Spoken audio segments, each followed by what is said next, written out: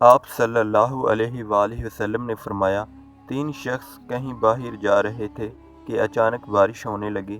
انہوں نے ایک پہاڑ کے غار میں جا کر پناہ لی۔ اتفاق سے پہاڑ کی ایک چٹان اوپر سے لڑکی اور اس غار کے منہ کو بند کر دیا جس میں یہ تینوں پناہ لیے ہوئے تھے۔ اب ایک نے دوسرے سے کہا کہ اپنے سب سے اچھے عمل کا جو تم نے کبھی کیا ہو نام لے کر اللہ تعالیٰ سے دعا کرو۔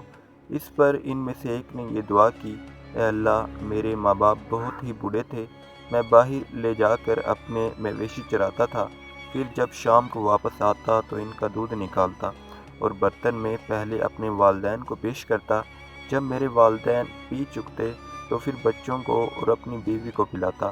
اتفاق سے ایک رات واپسی میں دیر ہو گئی اور جب میں گھر لوٹا تو والدین سو چکے تھے۔ اس نے کہا کہ پھر میں نے پسند نہیں کیا کہ انہیں جگاؤں، بچے میرے قدموں میں بھوکے پڑے رو رہے تھے، میں برابر دودھ کا پیالہ لیے والدین کے سامنے اسی طرح کھڑا رہا یہاں تک کہ صبح ہو گئی۔ اے اللہ، اگر تیرے نزدیک بھی میں نے یہ کام صرف تیری رضا حاصل کرنے کے لیے کیا تھا تو ہمارے لیے اس چٹان کو ہٹا کر اتنا راستہ تو بنا دے کہ ہم آسمان کو تو دیکھ سکیں۔ نبی کریم صلی اللہ علیہ وآلہ وسلم نے فرمایا، چنانچہ وہ پتھر کچھ ہٹ گیا۔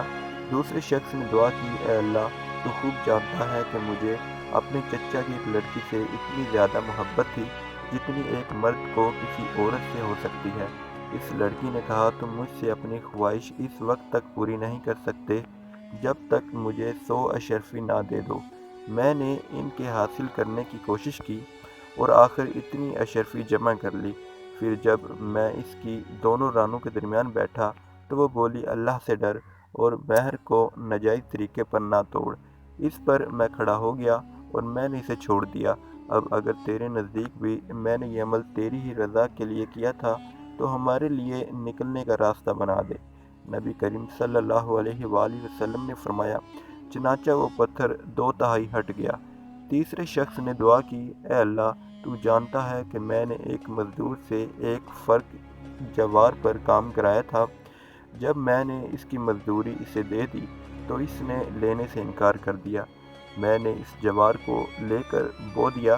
کھیتی جب کٹی تو اس میں اتنی جوار پیدا ہوئی کہ اس میں نے بیل اور چراہا خرید لیا۔ کچھ عرصہ بعد پھر اس نے آ کر مزدوری مانگی کہ اللہ کے بندے، مجھے میرا حق دے۔